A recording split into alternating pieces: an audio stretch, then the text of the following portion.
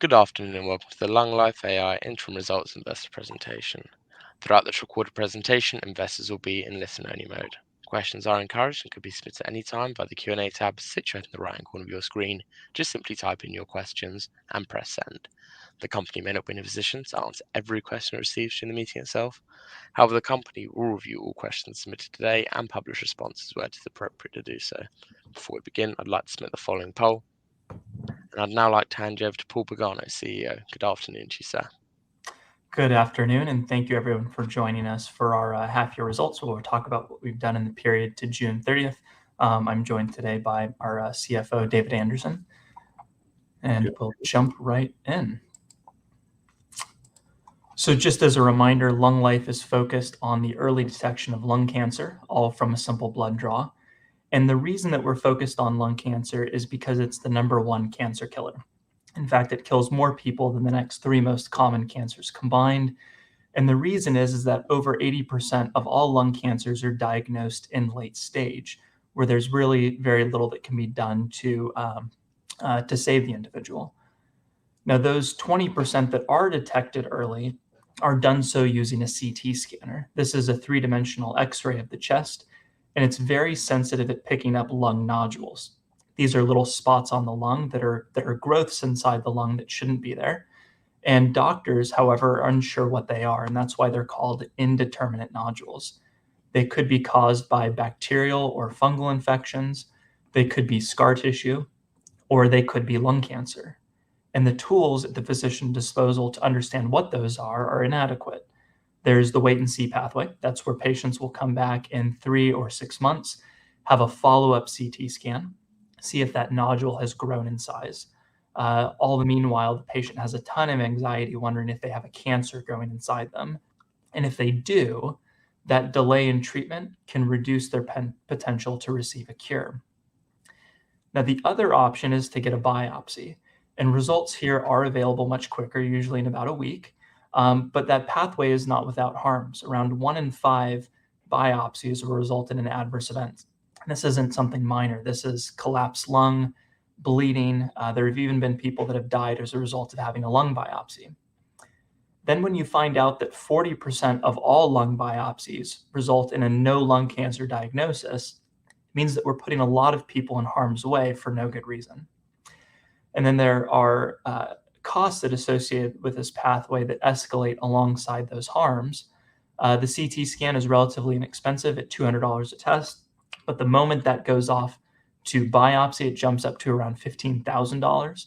And then should that biopsy result in an adverse event that requires hospitalization, the costs then soar to around $38,000.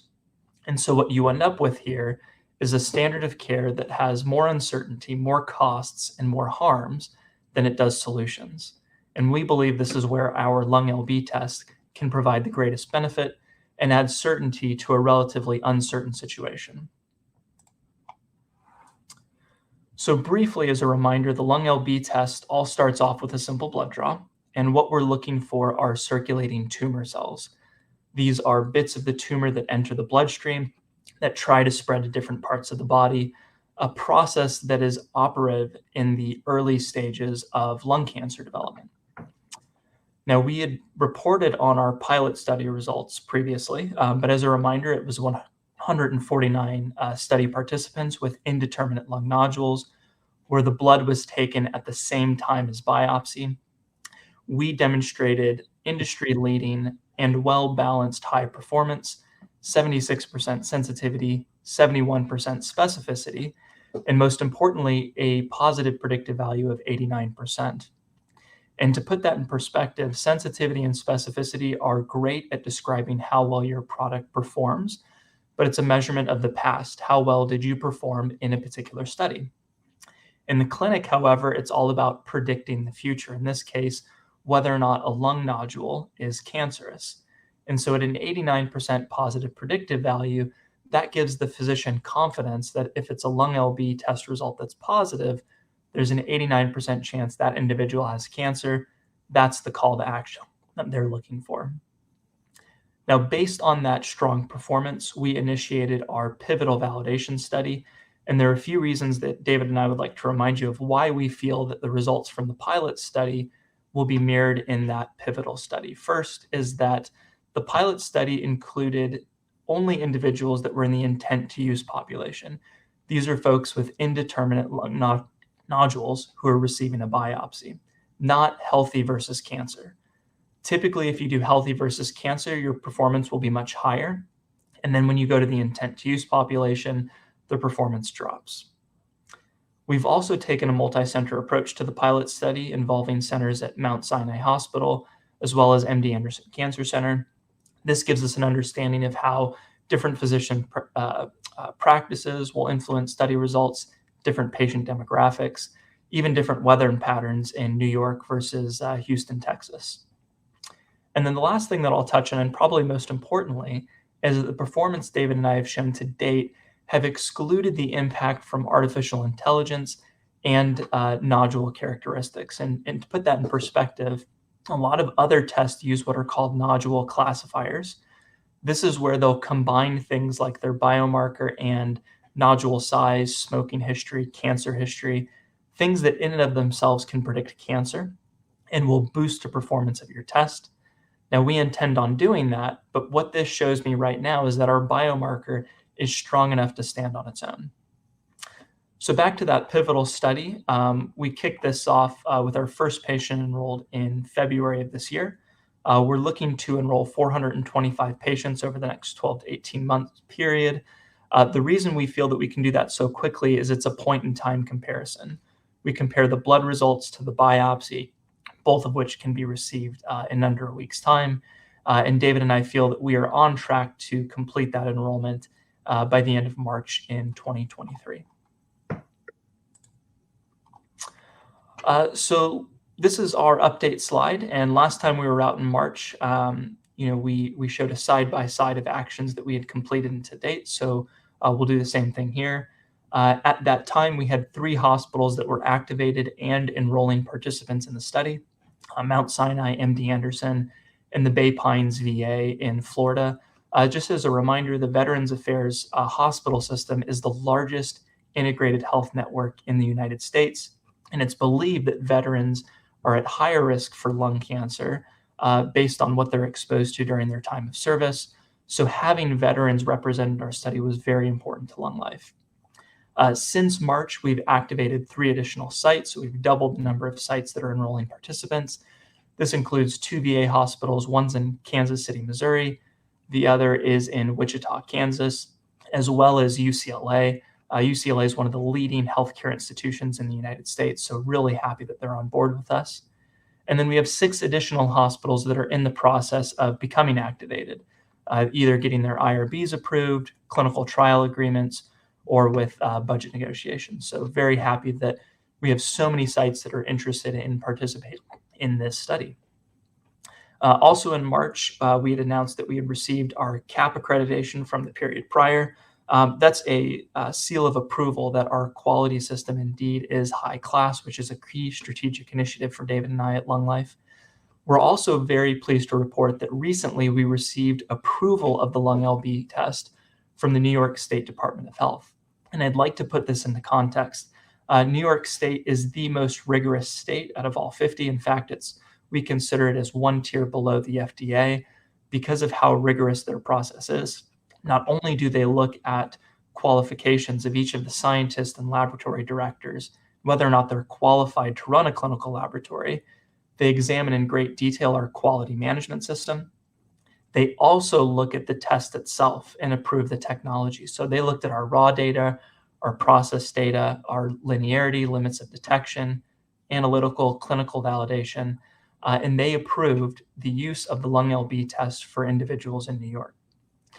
Now, the reason this is so important to us is that we are going to be running a clinical utility study after the pivotal study, and Mount Sinai is likely to be a participant there.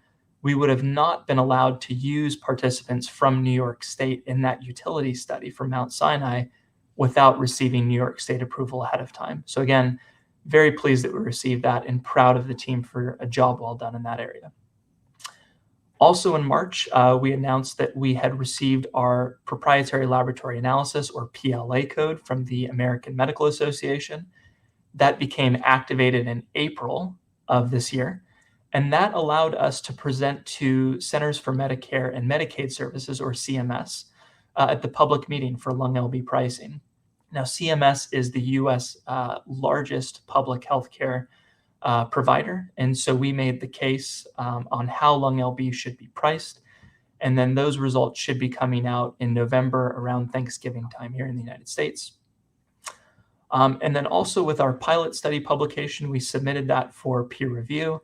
At the earliest, we could be looking at 3 months, so potentially by the end of the year. More likely, and in my experience, it usually takes around 6 months, so potentially early next year to have that in a peer-reviewed medical journal. And then the last thing that we'll touch on here is that we recently presented at 2 international conferences. The first was the North American Conference on Lung Cancer. The second was an International Early Lung Cancer Action Project conference.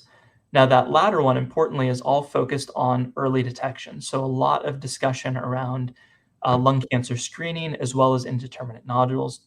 And I was very pleased to hear that the uptake in people getting a CT scan for early lung cancer detection has been increasing. If you recall from some of our previous updates, here in the United States, it's been hovering around 4 to 5% nationally.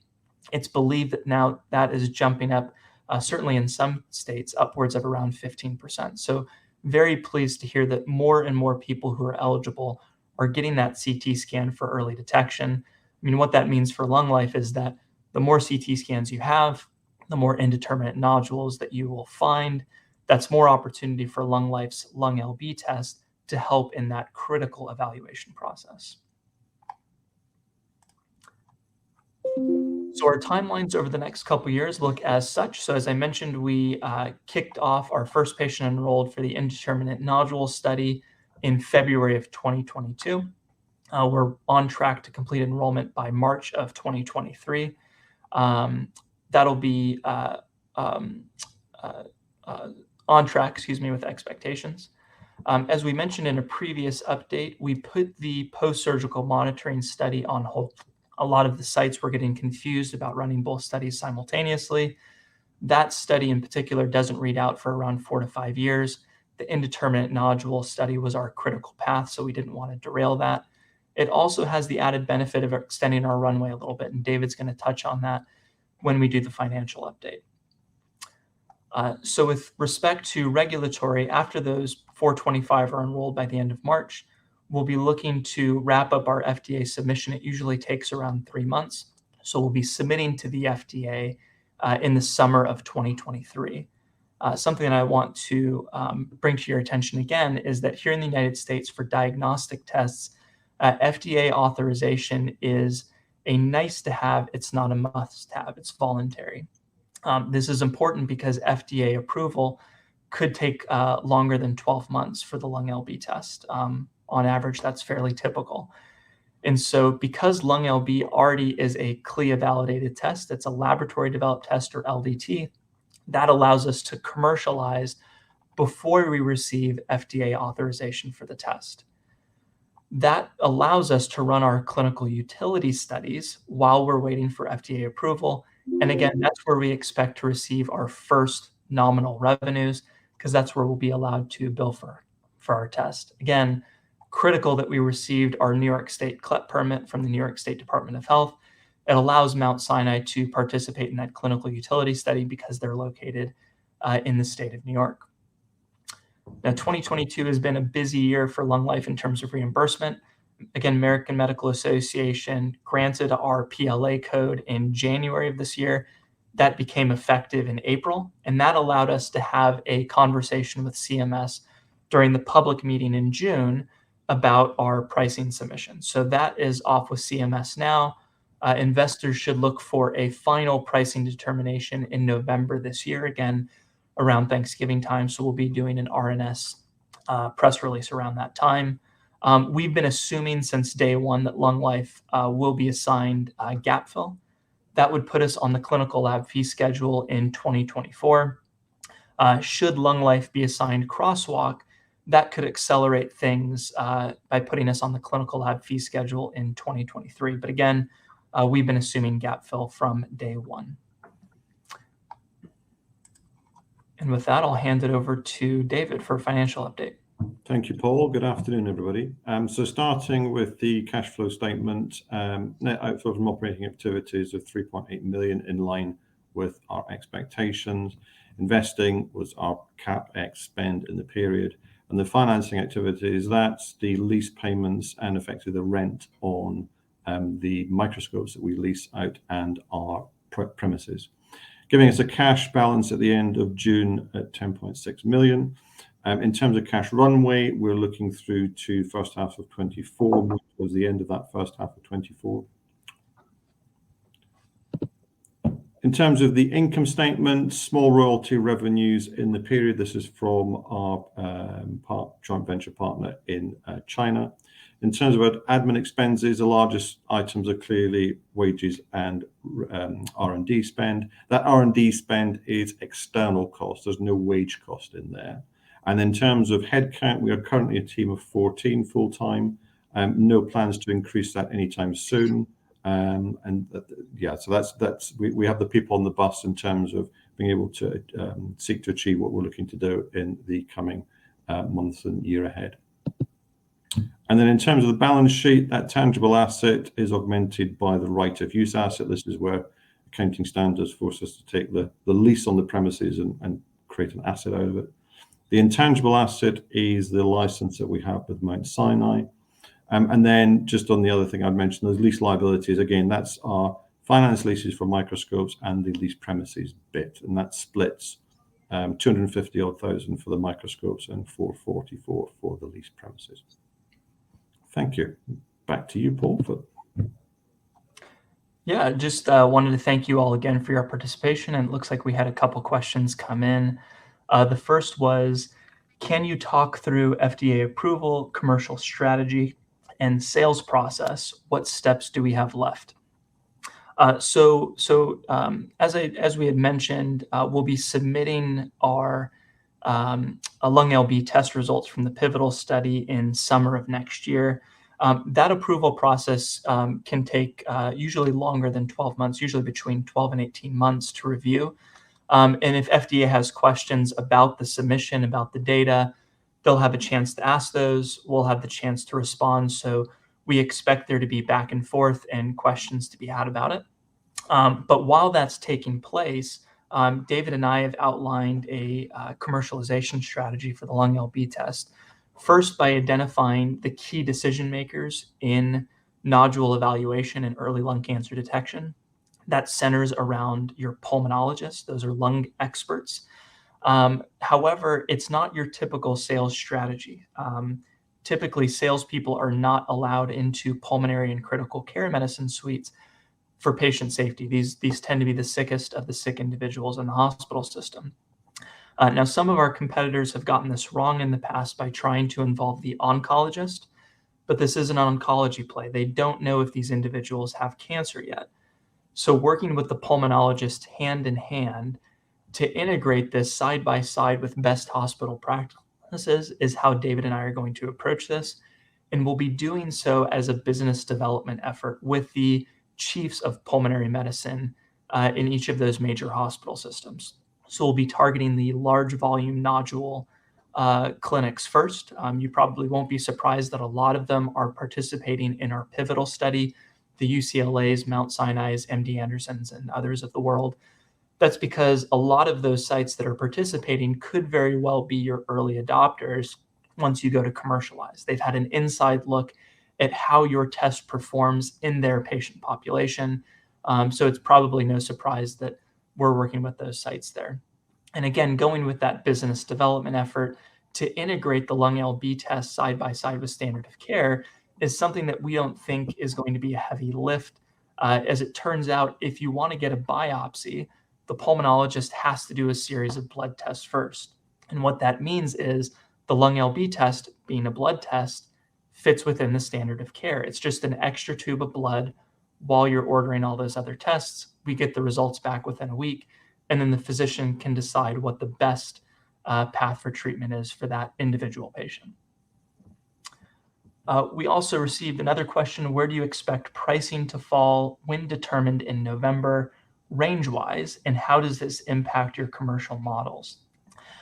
So right now, what we expect to see in November is a decision on the best pathway for pricing, not necessarily what that price will be. So for example, if we are assigned gap fill, that's a 9 to 12 month process that will start in 2023. We'll work hand in hand with CMS. They'll look at our costs. They'll look at what the costs are of standard of care, how much biopsies are, how much they are with adverse events. And then knowing that we need to have healthy margins in order to operate, we'll dial in a price that works for both LungLife as well as Medicare. So that price in that instance, we won't know until towards the end of 2023. If it is crosswalk to an existing code, we also won't know until November what that particular price is. Sometimes they do a direct crosswalk. Sometimes they do a fractional crosswalk. So at this point in time, I don't want to speculate on what pricing would be.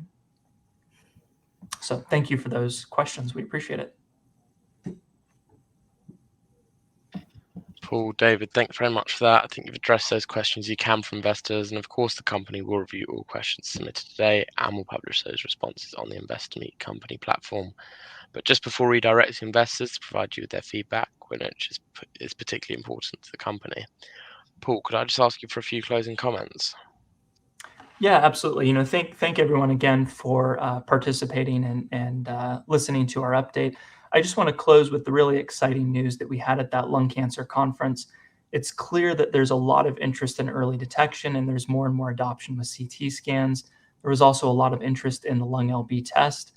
That's mirrored in the number of sites that we see that are interested in participating in our study. We have a cap on how many sites can participate, so we'll have to turn some away. But just seeing how much broad interest there is in this technology, getting an early understanding of how it's performing, gives David and I a high degree of confidence that this is something that's going to be widely accepted with the indeterminate nodule and early lung cancer detection community. So we're very grateful for that. Paul, David, thanks once again for updating investors today. Could I please ask investors not to close this session, as you'll now be automatically redirected to provide your feedback in order that the management team can better understand your views and expectations. This will only take a few moments to complete, but I'm sure will be greatly valued by the company. On behalf of the management team of LungLife, we'd like to thank you for attending today's presentation. Good afternoon to you all. Thank you. Good afternoon. Thank you.